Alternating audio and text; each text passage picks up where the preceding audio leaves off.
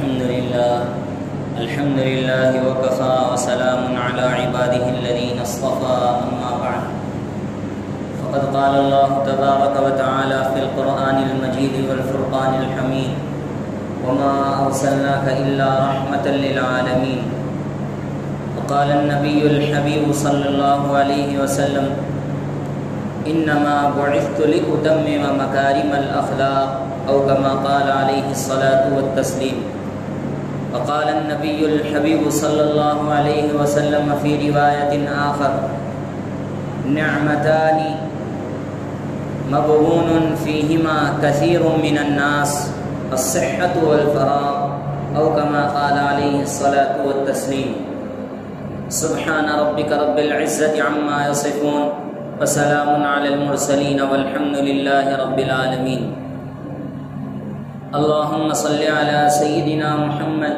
وعلى آل سيدنا محمد وبارك وسلم اللهم صل على سيدنا محمد وعلى آل سيدنا محمد وبارك وسلم اللهم صل على سيدنا محمد وعلى آل سيدنا محمد وبارك وسلم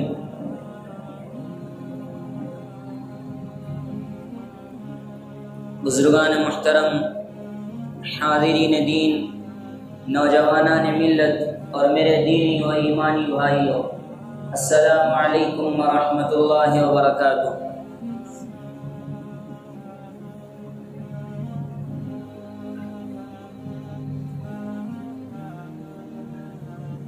سید الانبیاء والمرسلین احمد مجتبی محمد مصطفیٰ سرور کون و مکان صلی اللہ علیہ وسلم کی ذات گرامی کا بابرکت تذکرہ چل رہا ہے اور اس کی تقریباً 16-17 قسطیں آپ کے سامنے آ چکی ہیں، جس میں ہم نبوت کے 10ویں سال میں پہنچے تھے، جہاں پر آپ صلی اللہ علیہ وسلم کے 2 غمگساروں کا وصال ہوا، حضرت خدیجۃ الکبریٰ رضی اللہ عنہا اور پھر حضرت ابو طالب، خواجہ ابو طالب کا 10ویں سال میں، نبوت کے 10ویں سال میں وصال ہوا۔ تو اس میں آپ صلی اللہ علیہ وسلم کی غمگینی، آپ صلی اللہ علیہ وسلم کی تکلیف میں اور اضافہ ہو گیا تھا، لیکن آپ صلی اللہ علیہ وسلم کو جو مشن دیا گیا تھا، جس مشن کے تحت حضور اقدس صلی اللہ علیہ وسلم کو مبعوث کیا گیا تھا، وہ مشن آگے بڑھ رہا تھا، اپنے ماننے والوں کے ساتھ، اپنے پیروکاروں کے ساتھ، اپنے متبعین کے ساتھ، جو صحابہ کرام ایمان لائے تھے ان صحابہ کرام کے ساتھ وہ مشن دھیرے دھیرے آگے بڑھ رہا تھا، وہ مشن اپنی منزل کو پہنچ رہا تھا، لیکن ابھی راہ میں بہت رکاوٹیں حائل تھی، بہت سارے لوگ آپ صلی اللہ علیہ وسلم کو تکلیف دینے پر آمادہ تھے۔ اس سے پہلے بھی میں نے آپ صلی اللہ علیہ وسلم کا جو واقعہ سنا رہا تھا، میں نے اس کا تذکرہ کیا تھا کہ مدینے کے 2 قبائل تھے، اوس اور خزرج۔ اوس اور خزرج یہ دونوں قبائل کی آپس میں رنجشیں چلتی رہتی تھی، ایک دوسرے کو مارنا توڑنا، ایک دوسرے کے قتل کے در پہ ہو جانا، یہ ان کا مشغلہ بن چکا تھا۔ لیکن آپ صلی اللہ علیہ وسلم کے اعلان نبوت کے بعد بات پھیلتی پھیلتی مکے سے نکل کر مدینہ پہنچ چکی تھی۔ حج کا موسم قریب آیا اور اس وقت میں چند لوگ حج کے لیے مدینہ المنورہ سے مکہ المکرمہ تشریف لائے۔ آپ صلی اللہ علیہ وسلم نے عکاظ کے بازار میں ان اصحاب سے ملاقات کی اور ان اصحاب سے ملاقات کر کے انہیں دعوت ایمان سے روشناس کرایا، انہیں بتایا کہ اللہ ایک ہے اور یہ جو معبودان باطلہ کی پرستش کی جاتی ہے وہ غلط ہے، انسان کو اللہ نے پیدا کیا ہے انسان کو زندگی اللہ نے دی ہے، انسان کو موت اللہ دیتا ہے، انسان کو پیدا اللہ تعالیٰ کرتا ہے، ساری چیزیں ان کے سامنے بیان کی، اور بیان کرنے کے بعد اس میں سے 5 افراد نے اسلام کو قبول کیا، 5 افراد نے اسلام کو قبول کیا، اور پھر وہ اپنے وطن واپس چلے گئے۔ پھر اس کے بعد یہ نبوت کا 11واں سال ہے، اور نبوت کے 11ویں سال میں مدینے سے چند افراد آتے ہیں، اور چند افراد آ کر آپ صلی اللہ علیہ وسلم پر بیعت کرتے ہیں۔ پھر نبوت کے 12واں سال آتا ہے، 12ویں سال میں وہ جو طائف کا واقعہ ہے، مکمل واقعہ پیش آتا ہے۔ واقعہ طائف میں آپ کے سامنے شب معراج کے موقع پر بیان کر چکا ہوں، بس میں ضمنی طور پر یہ کہتا ہوں کہ واقعہ طائف کے سلسلے میں اللہ کے نبی صلی اللہ علیہ وسلم نے فرمایا تھا کہ مجھے جس قدر طائف والوں نے تکلیف پہنچائی ہے اتنی کسی نے تکلیف نہیں پہنچائی۔ آپ صلی اللہ علیہ وسلم کو اس قدر مارا گیا، اس قدر ستایا گیا، آپ پر پتھر پھینکے گئے، گلی کے اوباش جو گنڈے قسم کے افراد ہوتے ہیں آپ صلی اللہ علیہ وسلم کے پیچھے لگا دیے گئے۔ آپ صلی اللہ علیہ وسلم کو آپ صلی اللہ علیہ وسلم کے جسم پر پتھر برسانے کی وجہ سے پورا کا پورا جسم خون آلود ہو چکا تھا۔ جس نالین میں حضور اقدس صلی اللہ علیہ وسلم تیر رکھے ہوئے تھے، روایت میں آتا ہے وہ نالین جب الگ کر رہے ہیں الگ نہیں ہو رہا ہے، خون کی شدت اور تپش سے وہ تلوے سے ایک دم چپک گیا ہے اور وہ الگ نہیں ہو رہا ہے۔ اس قدر حضور اقدس صلی اللہ علیہ وسلم کو تکلیف دی گئی تھی۔ اسی بازار میں وہاں جو باغ ہے، اس باغ میں بیٹھ کر اللہ سے حضور اقدس صلی اللہ علیہ وسلم نے شکوہ کیا تھا، اللہم اشکو الیک ضعف قوتی وقلت حیلتی وہوانی علی الناس وانت رب المستضعفین الى من تکلنی الى عدو ام الى عدو ملکته امری ام الى عدو يتجهمني او ملکته امری ان لم تكن ساخطا علی فلا ابالی لك العتبى حتى ترضى ولا حول ولا قوة الا بک۔ ایک دم درد انگیز الفاظ ہے، اے اللہ میں تجھ سے شکایت کرتا ہوں، میں تجھ سے گلہ کرتا ہوں، اللہم اشکو الیک ضعف قوتی، اپنی کمزوری کی، میری قوت کے کمزور ہونے کی، وقلت حیلتی وہوانی علی الناس، لوگوں کے مجھ پر ظلم و ستم کرنے کی، وہوانی علی الناس وانت رب المستضعفین، اور آپ کمزوروں کے پروردگار ہیں، وانت رب العالمین، اور آپ مجھے کن کے حوالے کر رہے ہیں، ام الی عدو، کیا کسی دشمن کے حوالے کر رہے ہیں، کیا کسی ایسے شخص کے حوالے کر رہے ہیں جس کے دل میں ذرا برابر رحم نہیں ہے، آپ مجھے کس کے حوالے کر رہے ہیں، یتجہمنی ملکتہ امری، یا ایسے دشمن کے حوالے کر رہے ہیں جس کو آپ نے مجھ پر اختیار دیا ہے، ان لم تکن ساخطا علی فلا ابالی لک العتبى حتی ترضى، اگر آپ کی یہی محنت ہے، اگر آپ اسی پہ راضی ہیں تو میں بھی اس پہ راضی ہوں، آپ ہی کی طرف لوٹنا ہے یہاں تک کہ آپ مجھ سے راضی ہو جائیں، آپ ہی کی طرف سب کو آنا ہے یہاں تک کہ آپ راضی ہو جائیں، لک العتبى حتی ترضى ولا حول ولا قوة الا بک۔ درد انگیز الفاظ اللہ کے نبی صلی اللہ علیہ وسلم نے واقعہ طائف میں اللہ کے سامنے شکوہ کیا۔ پھر اس کے بعد اللہ کے نبی صلی اللہ علیہ وسلم کو جو ہے معراج کا واقعہ پیش آیا۔ معراج کے واقعے میں اللہ رب العزت نے اس کا بدلہ عطا فرمایا۔ معراج کے واقعے میں اللہ کے نبی صلی اللہ علیہ وسلم کو آسمانوں کی سیر کرائی گئی۔ نبوت کا 12واں سال ہے، نبوت کے 12ویں سال میں یہ ساری صورتحال پیش آ رہی ہے۔ شب معراج میں نے اس کا بھی مکمل تذکرہ کر دیا تھا۔ سورہ اسراء، سبحان الذی اسری بعبدہ لیلا من المسجد الحرام الى المسجد الاقصى الذي باركنا حوله لنريه من آیاتنا انه هو السمیع البصیر۔ اس پوری صورت میں اللہ رب العزت نے تقریباً 14 احکامات بیان کیے ہیں۔ واقعہ معراج کے بعد اللہ کے نبی صلی اللہ علیہ وسلم نے اپنی امت کو وہ 14 کے 14 احکامات اپنی امت کے سامنے بیان کیے تھے۔ پہلا فرمان، اللہ تعبدوا الا ایہ، اللہ کے علاوہ کسی کی عبادت نہ کرو، اللہ کے علاوہ کسی کو شریک نہ ٹھہراؤ۔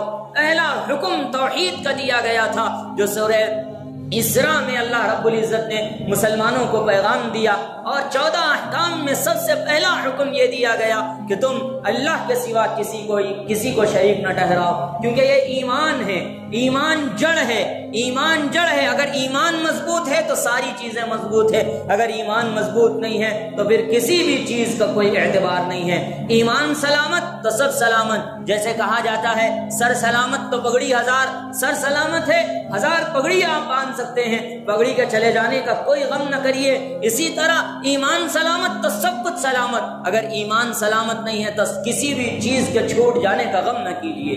ایمان سلامت نہیں ہے تو پھر کچھ بھی ہاتھ میں نہیں ہے۔ ایمان سلامت سب سے پہلے اللہ رب العزت نے اسی ایمان کے سلسلے میں فکر مند کیا کہ اللہ کے علاوہ کسی کو شریک نہ ٹھہراؤ، اللہ کے علاوہ کسی کی عبادت نہ کرو، اللہ تعبدوا الا اياه۔ دوسرے نمبر پر اللہ رب العزت نے والدین کے ساتھ حسن سلوک کا حکم دیا، وبالوالدین احسانا۔ تیسرے نمبر پر اللہ نے فرمایا وآت ذی القربى حقہ، کہ رشتہ داروں قرابت داروں کے ساتھ حسن سلوک کرو، ان کے ساتھ اچھے سے پیش آؤ۔ پھر اللہ رب العزت نے فرمایا ولا تبذر تبذیرا، فضول خرچی نہ کرو، فضول خرچی نہ کرو، ان المبذرین کانوا اخوان الشیاطین، کہ فضول خرچی کرنے والے شیاطین کے بھائی ہیں، شیطان کے بھائی ہیں۔ قرآن نے فضول خرچی کرنے والوں، اسراف کرنے والوں کو شیطان کا بھائی کہا۔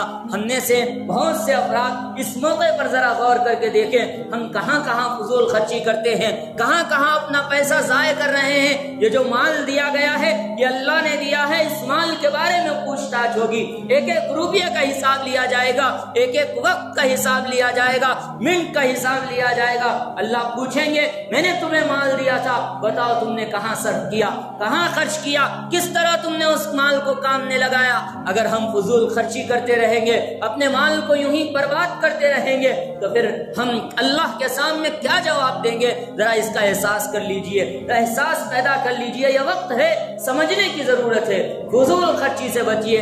شادی بیاہ کے تقاریب میں اور اسی طرح سے عقیقے کی تقاریب میں، دیگر اور معاملات میں، غیر رسوم و رواج میں اور نہ جانے کئی مواقع پر ہم بے انتہا فضول خرچی کے شکار ہو چکے ہیں، بے انتہا فضول خرچی کے شکار ہو چکے ہیں۔ اس فضول خرچی کے دروازے کو بند کیجئے، فضول خرچی کے دروازے کو بند کیجئے۔ قرآن نے سختی سے مذمت کی ہے ولا تبذر تبذیرا، فضول خرچی نہ کرو، ان المبذرین کانوا اخوان الشیاطین، بلا شبہ فضول خرچی کرنے والے شیاطین کے بھائی ہیں۔ آگے اللہ نے پھر حکم دیا ولا تجعل یدک مغلولۃ الی عنقک، ایسا بھی نہ ہو کہ تم اپنا ہاتھ ہی نہ کھولو، بخل کی انتہا پہ چلے جاؤ، اپنے ہاتھ کو اپنی گردن سے باندھ دو، کوئی بھی آئے کسی کو کچھ نہ دو، ایسا بھی نہ ہو۔ نہ حد سے زیادہ ہاتھ کھولو، نہ حد سے زیادہ ہاتھ ٹائٹ کر لو۔ جہاں خرچ کرنا ہے وہاں خرچ کیجئے، جس جگہ اسلام نے خرچ کرنے کا حکم دیا ہے وہاں دل کھول کے خرچ کر دیجئے، اسلام اس سے منع نہیں کرتا۔ ولا تجعل یدک مغلولۃ الی عنقک، اللہ نے پھر حکم بیان کیا کہ بخل بھی نہ کرو، بخل بھی بری بلا ہے۔ الذین یبخلون ویأمرون الناس بالبخل ویکتمون ما آتاہم اللہ من فضلہ واعتدنا للکافرین عذابا مہینا، وہ لوگ جو بخل کرتے ہیں اور بخل کرنے کے ساتھ ساتھ لوگوں کو بھی بخل کا حکم دیتے ہیں، بخل کی ترغیب دیتے ہیں، کنجوسی کی ترغیب دیتے ہیں، اور اللہ نے جو مال ان کو دیا ہے اس مال کو چھپا چھپا کر رکھتے ہیں۔ اللہ پاک ان کے سلسلے میں فرمایا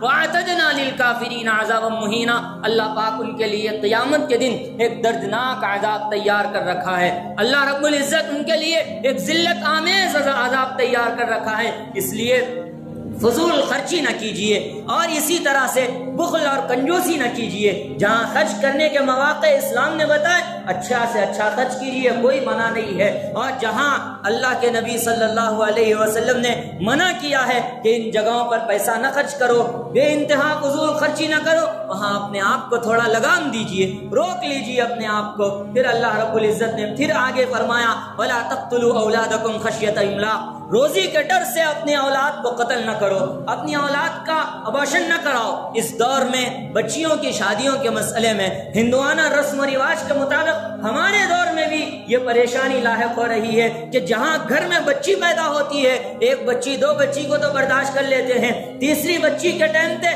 الٹرا ساؤنڈ کرتے ہیں اور بچی کی پیدائش پہ ماں باپ پریشان ہو جاتے ہیں، ہم کہاں سے اس کو اتنا جہیز دیں گے، کہاں سے ہم اس کی شادی کریں گے، کہاں سے ہم جوڑے کی رقم ادا کریں گے، ساری زندگی کی پونجی اس میں خرچ ہو جائے گی وغیرہ۔ اس توسط سے لڑکی کی پیدائش کو آج کے دور میں بھی بہت سمجھا جانے لگا ہے، حالانکہ اللہ نے قرآن میں اعلان کیا وَلَا تَقْتُلُوا أَوْلَادَكُمْ خَشْيَةَ إِمْلَاقٍ، کہ تم اپنی اولاد کو رزق کے ڈر سے قتل نہ کرو، رزق اللہ دینے والا ہے، وہ اللہ جو تم کو دے رہا ہے وہ اس بچی کو بھی رزق دے گا۔ نَحْنُ نَرْزُقُكُمْ وَإِيَّاهُمْ إِنَّ قَتْلَهُمْ كَانَ خِطْئًا كَبِيرًا، جس طرح ہم تمہیں رزق دے رہے ہیں اسی طرح اس کو بھی رزق دیں گے، بلا شبہ ان کا قتل کرنا ایک جرم عظیم ہے۔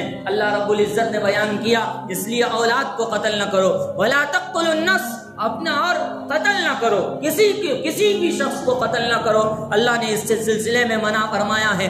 آج کے دور میں قتل کا معاملہ بھی بڑا آسان ہو گیا ہے، بہت شخص یا تو کوئی دوسرے قتل کر دیتے ہیں یا پھر یہ کہ انسان ڈپریشن کا شکار ہو کر خودکشی کر لیتا ہے۔ آج کے دور میں آئے دن ایسے واقعات پیش آ رہے ہیں۔ مسلمانوں ذرا ایمان کو جگاؤ، اپنے ایمان کا ذرا جائزہ لو، اللہ نے جو دین دیا ہے، جو قرآن دیا ہے اس کو پڑھو اور اس کو دیکھ کر اپنی زندگی کا کوئی لائحہ عمل مرتب کرو، اور اللہ نے جو زندگی دی ہے اس کو غنیمت جان کر اپنی زندگی کی قدر کرو۔ یہ زندگی اللہ نے دی ہے، اس لیے زندگی کے ایک ایک لمحے کا حساب و کتاب ہوگا، ایک ایک منٹ کا حساب و کتاب ہوگا اور ایک ایک لمحے کا حساب و کتاب ہے۔ اس کا اپنے دل پر احساس پیدا کریے، اپنے ذہن پر اس کے بات کو سوار کر لیجئے کہ ایک نہ ایک دن اللہ کے سامنے حاضر ہونا ہے اور اپنے ہر عمل کا حساب دینا ہے۔ اور پھر اللہ نے فرمایا وَلَا تَقْرَبُوا الزِّنَا، زنا کے قریب نہ پٹکو، زنا کے قریب نہ جاؤ اور زنا کے پاس نہ جاؤ۔ اللہ نے ایک حکم اور ارشاد فرمایا، پھر اس کے بعد اللہ نے دیگر اور حکم ارشاد فرماتے ہوئے بہت سارے احکام، 14 احکامات تقریباً سورۃ الاسراء میں اللہ تعالیٰ نے مسلمانوں کو جو عطا فرمائے ہیں۔ واقعہ معراج سے آنے کے بعد اللہ کے نبی صلی اللہ علیہ وسلم نے وہ 14 احکامات مسلمانوں کو عطا فرمائے تھے۔ اس دور میں بھی ان 14 احکامات کی طرف توجہ دینے کی ضرورت ہے۔ اللہ کے ساتھ کسی کو شریک نہ ٹھہراؤ، توحید مضبوط کیجئے، اپنے ایمان کو مضبوط کیجئے، یہ جڑ ہے۔ ایمان مضبوط ہوگا، نیکیوں میں ترغیب بھی ہوگی اور گناہوں سے جو ڈرنے کا معاملہ ہے، ترہیب کا جو معاملہ ہے، وہ بھی اپنے دل کے اندر آپ پیدا ہوتے ہوئے محسوس کریں گے۔ اس لیے ایمان مضبوط کیجئے، ایمان مضبوط کیجئے، ایمان کی مضبوطی کی فکر کیجئے۔ اور پھر اللہ کے نبی صلی اللہ علیہ وسلم نے جو طریقہ کار بتایا ہے اس طریقہ کار کے مطابق اپنی زندگی کو گزارنے کی کوشش کیجئے۔ تقریباً پھر یہ واقعہ معراج کے بعد پھر نبوت کے 12ویں سال میں یثرب سے دوسرا وفد اللہ کے نبی صلی اللہ علیہ وسلم کی خدمت میں آتا ہے۔ تقریباً 13 افراد ہوتے ہیں، 5 افراد جو پہلے اسلام لا چکے ہیں وہ بھی آتے ہیں اور ان کے ساتھ اور 8 افراد جو ہیں وہ بھی تشریف لاتے ہیں، اور تشریف لا کر آپ صلی اللہ علیہ وسلم کے سامنے کلمہ پڑھنے کو، کلمے کے اقرار کا اظہار کرتے ہیں کہ ہم آپ کے دین کو قبول کرتے ہیں، آپ کے لائے ہوئے دین کو ماننے کے لیے تیار ہے۔ پھر آپ صلی اللہ علیہ وسلم ان کو کلمہ پڑھاتے ہیں، پھر وہ حضرت مصعب بن عمیر رضی اللہ عنہ کو ان کا ذمہ دار بنا کر مکہ بھیج دیتے ہیں۔ حضرت مصعب بن عمیر کا قصہ میں آپ کے سامنے سنا چکا ہوں۔ وہ مصعب بن عمیر جو مکے میں ایسے مالدار اور متفل گھرانے سے ان کا تعلق تھا کہ ان کی خوشبو سے ان کو پہچان لیا جاتا تھا، ان کے کپڑوں سے ان کو پہچان لیا جاتا تھا۔ جس گلی سے مصعب بن عمیر گزرتے تھے اس گلی کے بارے میں یہ کہا جاتا تھا کہ ہو سکتا ہے یہاں سے مصعب بن عمیر گزرے ہیں۔ ان کی خوشبو ابھی تک اس گلی کے در و دیوار میں، اس گلی کے درختوں میں موجود ہے۔ وہ مصعب بن عمیر رضی اللہ عنہ اسلام لا کر کیسی حالت ہو گئی ہے، پہننے کے لیے کپڑے نہیں ہیں، گھر سے ان کی والدہ نے صرف ایک چادر میں ان کو نکال دیا ہے، ان کے چچا نے تو جسم کا لباس بھی ان سے چھین لیا تھا، اور اسلام لانے کے بعد اسلام کے سب سے اولین سفیر، سب سے پہلے مبلغ بن کر مدینہ المنورہ جا رہے ہیں، اور وہاں جا کر تقریباً لوگوں کو اسلام کی دعوت دے رہے ہیں۔ اور نبوت کے 30 سال میں، نبوت کے 13ویں سال میں، یعنی آپ صلی اللہ علیہ وسلم نے جس سال ہجرت کی اسی سال میں مدینے سے تقریباً 72 افراد تشریف لائے تھے اسلام کے خاطر۔ مصعب بن عمیر رضی اللہ عنہ کی محنت کی وجہ سے، ان کے ایمان کی وجہ سے، ان کے قرآن کی تلاوت کی وجہ سے، جا جا کر لوگوں کو بتانے کی وجہ سے کہ ایمان اس طرح سے مضبوط ہوتا ہے، یہی مصعب بن عمیر جب جنگ احد میں ان کو شہید کیا جاتا ہے، شہید ہوتے ہیں، ان کے پاس ان کو کفنانے کے لیے کفن بھی موجود نہیں ہوتا۔ سر پہ اگر کپڑا ڈالتے تو پیر کھل جاتے، اور اگر پیر پہ ڈالتے تو سر کھل جاتا۔ یہ مصعب بن عمیر جن کی پوشاک شام سے بن کر سل کر آتی تھی، اسلام لانے کے بعد وہ غربت کے ایام صحابہ کرام نے دیکھے ہیں جن کی تاریخ میں کوئی مثال نہیں ملتی۔ اس لیے اپنے ایمان کو مضبوط کیجئے۔ یہ مال، یہ دولت، یہ دنیا، یہ جاہ و جلال، یہ رعب، یہ دبدبہ، یہ بلڈنگیں، یہ مکانات، یہ بڑے بڑے جو جن پر مال و زر جن کی وجہ سے ہم غرور کرتے ہیں، زمین تیڑی رگڑ کے چلتے ہیں، کوئی کام آنے والا نہیں ہے۔ قبر کے گڑھے میں جائیں گے، آنکھ بند ہو جائے گی، سب ختم سوائے ایمان کے۔ ایمان آپ کا کام کرے گا، اس لیے اس ایمان کی مضبوطی کی فکر کیجئے۔ نبوت کا 12واں سال ختم ہوتا ہے، اسی سال میں حضرت طفیل بن عمرو دوسی اسلام قبول کرتے ہیں، اور اسی میں جب طائف سے واپس آتے ہوئے اللہ کے نبی صلی اللہ علیہ وسلم وادی نخلا میں جنوں کو مسلمان بناتے ہیں، وہاں پر فَبِأَيِّ آلَاءِ رَبِّكُمَا تُكَذِّبَانِ سورہ رحمان کی یہ آیت فجر کی نماز میں اللہ کے نبی صلی اللہ علیہ وسلم پڑھ رہے تھے۔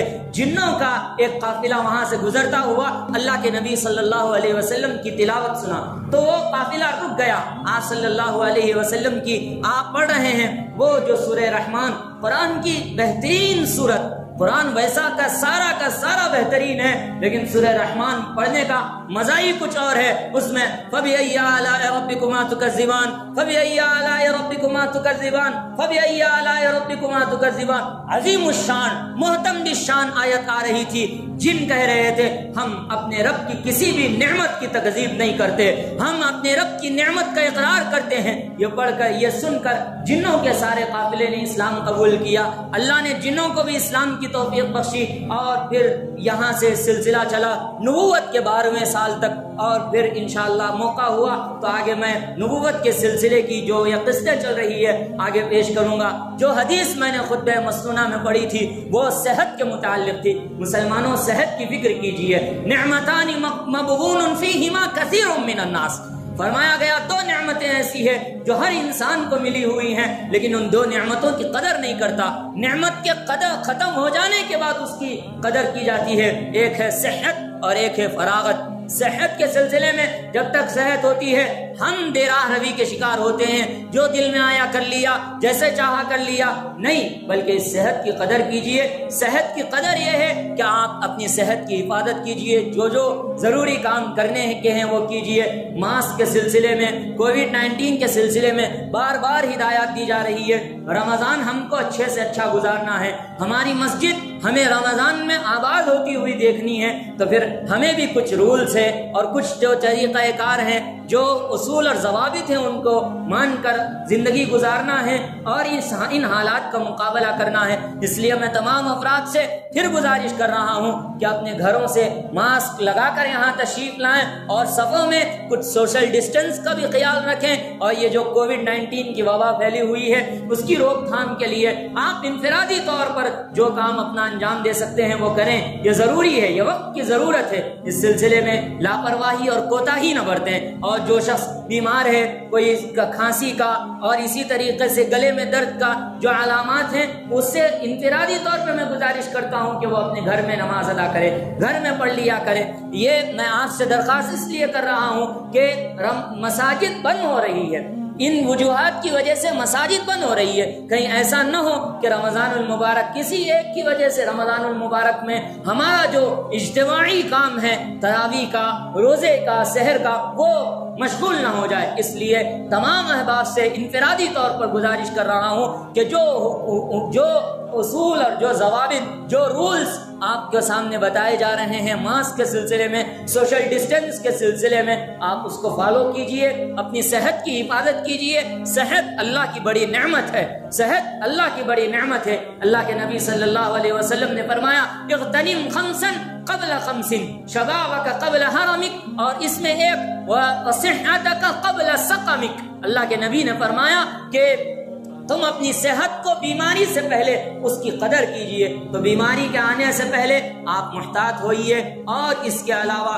جو آپ اپنے ذمے جو ضروری چیزیں سمجھتے ہیں اس کا بھی خیال رکھیے. اللہ پاک ہم سب کو عمل کی توفیق نصیب فرمائے. جو حضرات ابھی بھی ماسک نہیں لگائے ہوئے ہیں، مسجد کمیٹی کی طرف سے، انتظامیہ کی طرف سے ان کے لیے ماسک تقسیم کیا جا رہا ہے. وہ حضرات ماسک لے کر، ماسک لگا کر اپنی جگہوں پر بیٹھیں. میں سب سے خصوصی طور پر گزارش کر رہا ہوں، بار بار اعلان کر رہا ہوں، میں نے بیان سے پہلے بھی اعلان کیا اور اب بھی اعلان کر رہا ہوں، ماسک ضروری طور پر آپ استعمال کریں. اللہ تعالی ہم کو عمل کی توفیق عطا فرمائے. آمین یا رب العالمین. صلی اللہ تعالی علی نبینا الکریم محمد و آلہ و صحبہ اجمعین برحمتک یا ارحم الراحمین.